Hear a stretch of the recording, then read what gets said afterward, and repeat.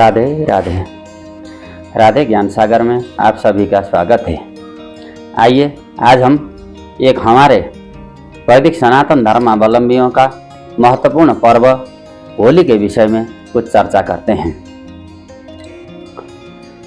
वंशी विभूषित करान्नवनीरदाभात् पीताम्बरा तरुण बिंब फलाधरोष्ठात् पुण्येन्दु सुंदर मुखादरविंद नेत्रा कृष्णात् परं किमपि तत्त्वमहं न जाने। नारायणं नमस्कृत्य नरं चैव नरोत्तमं देवीं सरस्वतीं व्यास ततो जयमुदीरयेत्।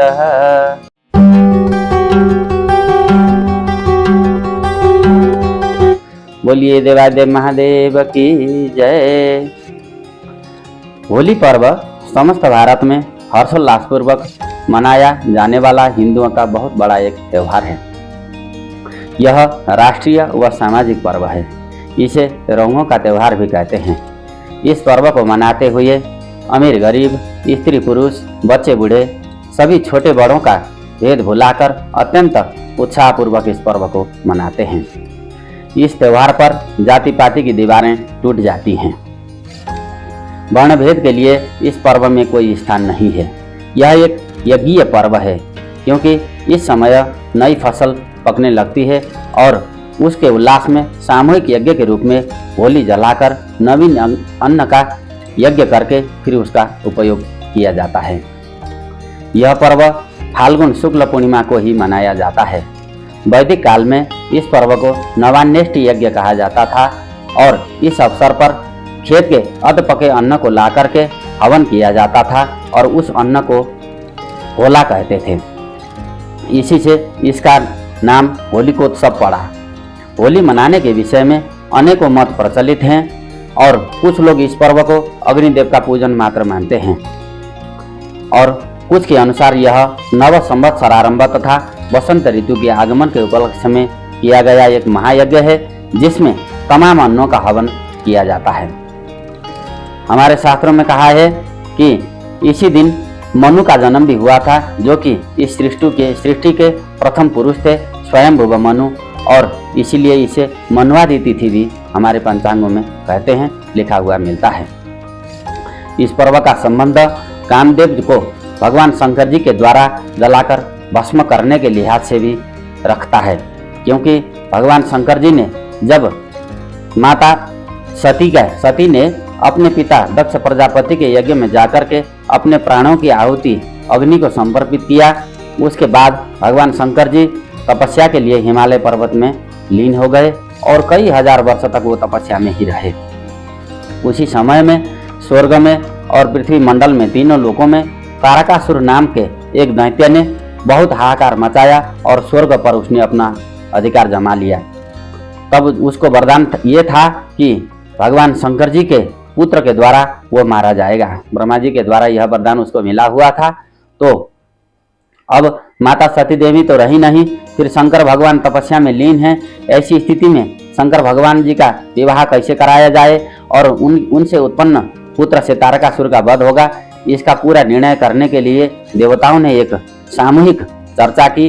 उसके बाद जाकर के शंकर भगवान जी को उनके तप से बाहर करने के लिए कामदेव को नियुक्त किया गया और कामदेव ने आज ही के दिन में काम पंच सरस्मरः, कामदेव के जो है 5 प्रकार के बाण होते हैं, उन 5 बाणों को चला करके भगवान शंकर जी के तप को उसने विघ्न किया। और जब उनके तप को विघ्न किया तो भगवान शंकर जी का तीसरा नेत्र से अग्नि उत्पन्न हुआ और उस अग्नि से जलकर कामदेव भस्म हुए। तो वो दिन भी आज ही के दिन हमारे शास्त्रों में मानते हैं। और कामदेव के भस्म होने का दिन भी फाल्गुन शुक्ल पूर्णिमा का ही दिन था। प्रमुख तौर पर यह त्यौहार भक्त प्रहलाद से संबंधित है और हिरण्यकशिपु के छल प्रपंच सफल न हो सके उसे भस्म करने के प्रयास में होली का जलमरी और प्रहलाद कंचन बन गए। क्रोध से उन्मत्त और अहंकार से चूर हिरण्यकशिपु भगवान विष्णु से द्वेष रखता था, और परंतु जब उसने प्रहलाद को विष्णु भक्त बनते हुए देखा तो उससे रहा नहीं गया और उसने प्रहलाद को ईश्वर का नाम लेने से कई बार मना भी किया, परंतु वह प्रहलाद को ईश्वर भजन से रोक नहीं पाया। इस पर उसने क्रोधित होकर के भक्त प्रहलाद को कभी सड़कों की कोठरी में बंद करवाया, तो कभी बड़े ऊंचे ऊंचे पहाड़ों से गिरवाया, तो कभी उन्मत्त हाथियों के सामने डलवाया, परंतु फिर भी भक्त प्रहलाद का वह कुछ भी नहीं बिगाड़ पाया। अंत में उसने आदेश दिया कि मेरी बहन होलिका को बुलाओ और उससे कहो कि भक्त प्रहलाद को लेकर के वो अग्नि में बैठ जाएं, जिससे कि प्रहलाद अग्नि में जलकर मर जाएगा और होलिका बच जाएगी, क्योंकि होलिका को वरदान स्वरूप ब्रह्मा जी के द्वारा अग्नि में न जलने वाला एक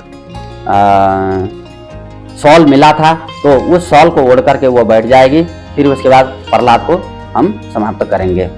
और उसके आदेशानुसार उसकी आज्ञा को मान करके प्रहलाद को गोदी में लेकर के चिता तैयार करके चिता के ऊपर होलिका बैठ गई और उसमें आग लगा दिया गया। परंतु भगवान की इच्छा कुछ और ही थी। जैसे ही आग जलने लगी, प्रहलाद उस शॉल को पकड़ करके जंप मार करके उस अग्नि से बाहर आ गए और होलिका उस अग्नि में जलकर मर गई। यह भी हमारे शास्त्रों में इसकी भी चर्चा है। और जब इस प्रकार से जब होलिका का अंत हुआ और प्रहलाद उस प्रयास में भी बच गए, तो हिरण्यकशिपु को बहुत क्रोध आया और वो जो है स्वयं तलवार लेकर के प्रहलाद को मारने के लिए दौड़ पड़ा। फिर भी प्रहलाद निडर खड़े रहे। उसने प्रहलाद को एक खंबे से बांध दिया और बोला, बता अब तुम्हारे विष्णु भगवान कहाँ हैं? क्या तेरा भगवान इस खंबे में भी है? तब प्रहलाद ने कहा कि हाँ, मेरे ईश्वर इस खंबे में भी हैं। तब उसने जो है जैसे ही प्रहलाद को मारने के लिए तलवार उठाया, उनका सिर अलग करने के लिए, तब उसी खंबे को फाड़ करके विष्णु भगवान ने नृसिंह अवतार धारण करके उसी खंबे से प्रकट हुए और हिरण्यकशिपु को अपने गोदी में रखकर उसका संहार किया। हालांकि हिरण्यकशिपु ने जब ब्रह्मा जी से तप करके वरदान मांगा था, तो उसकी इच्छा अनुसार ब्रह्मा जी ने उसको वरदान दिया था। उसे वर कुछ इस प्रकार दिया था कि तुम्हारी मृत्यु न जल में होगी, न थल में होगी, न आकाश में होगी, न भूमि में होगी, न दिन में होगा, न रात में होगा, न अंदर होगा, न बाहर होगा, और ना ही कोई मनुष्य और ना ही कोई पशु पंक्षी या किसी दूसरे योनि के द्वारा तुम्हारी मृत्यु होगी, और ना ही कोई अस्त्र शस्त्र या फिर किसी हथियार के द्वारा तुम्हारी मृत्यु होगी। ऐसा संयोग भगवान को बनाना था, तो उन्होंने संध्या के समय में न दिन और न रात और न ही जल में न थल में, यानी कि अपने गोदी में रख करके अपने नाखूनों के द्वारा हिरण्यकशिपु का पेट फाड़ करके उसको जो है संहार किया। एक अन्य कथा के अनुसार हमारे शास्त्रों में, जबकि नृसिंह अवतार प्रहलाद की कथा से भी पुरानी कथा है कि सत्य युग में एक रघु नाम के राजा राज्य करते थे और उनके राज्य में एक ढूंढा नाम की राक्षसी भी उनके राज्य में रहती थी। और उस ढूंढा नाम की राक्षसी का प्रकोप इतना अधिक था कि वह राज्य के छोटे छोटे बालकों को उठाकर ले जाती थी और उनको अपना ग्रास बनाती थी। तो उसके इस प्रकोप से बचने के लिए राजा ने कई युक्तियां लगाई, लेकिन वह सफल नहीं हो पाए। और उस ढूंढा नाम के राक्षसी ने भगवान शंकर जी का तप करके यह वरदान लिया था कि इस संसार के समस्त प्राणी उसे मार नहीं पाएंगे, केवल बच्चों को छोड़ करके। जहाँ पर बच्चों की हर्षोल्लास का वातावरण होगा, बहुत सारे बच्चे एकत्रित होकर के रंगोत्सव या रंग गुलाल से अपना खेल कूद कर रहे होंगे, तो वहाँ पर उसको जाने के लिए मनाही थी और बच्चों के द्वारा उसकी मृत्यु भगवान शंकर ने बताई थी।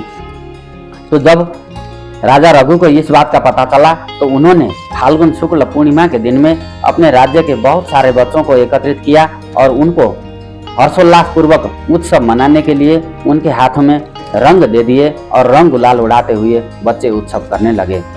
जब राक्षसी को यह बात का पता चला, तो वह कुपित होकर के राज्य में आई और उसने बच्चों के बीच में जैसे ही वह घुसी, तो उसकी शक्ति वहाँ पर कमजोर हो गई और बच्चों ने मिल करके उस राक्षसी को मार डाला। उस ढूंढा राक्षसी के मरने पर पूरे राज्य में रंग गुलाल उड़ा करके एक दूसरे को रंग लगा करके फिर जो है राज्य में होली मनाई गई। यह कथा नृसिंह अवतार या फिर प्रहलाद की कथा से भी अति प्राचीन कथा है और वहीं से होली की पहली शुरुआत भी मानी गई है। होली का जलाने का तात्पर्य यह है कि हम भी अपने दोष और अवगुणों को बुद्धि एवं विवेक के द्वारा प्रज्वलित ज्ञान की अग्नि में दहन करते जाएं। यदि किसी के साथ भी मनमुटाव या वैरभाव हो, तो उन सब को भुलाकर आपसी मित्रता को बढ़ाना चाहिए। रंगों का प्रयोग विशेष महत्व रखता है। ये रंग विशेष प्रकार के वनौषधियों से तैयार होते हैं, जिनको लगाने से त्वचा की बीमारियां भी नष्ट हो जाती हैं।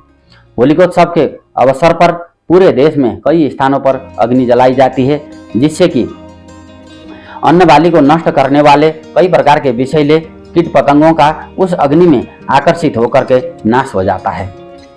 होली एक समता का पर्व है। इस अवसर पर छोटे बड़े, स्त्री पुरुष सभी अपने अपराधों की क्षमा याचना करते हुए एक दूसरे से गले मिलते हैं और अपने गिले शिकवे को भुला करके आपसी प्रेम भाव को बढ़ाते हैं और साथ में भविष्य में कभी भी एक दूसरे के साथ गलत न करना तथा पश्चाताप के भावों को विकसित करके एक दूसरे की सहायता के लिए मर मिटने की प्रेरणा भी इस पर्व से हमें मिलती है।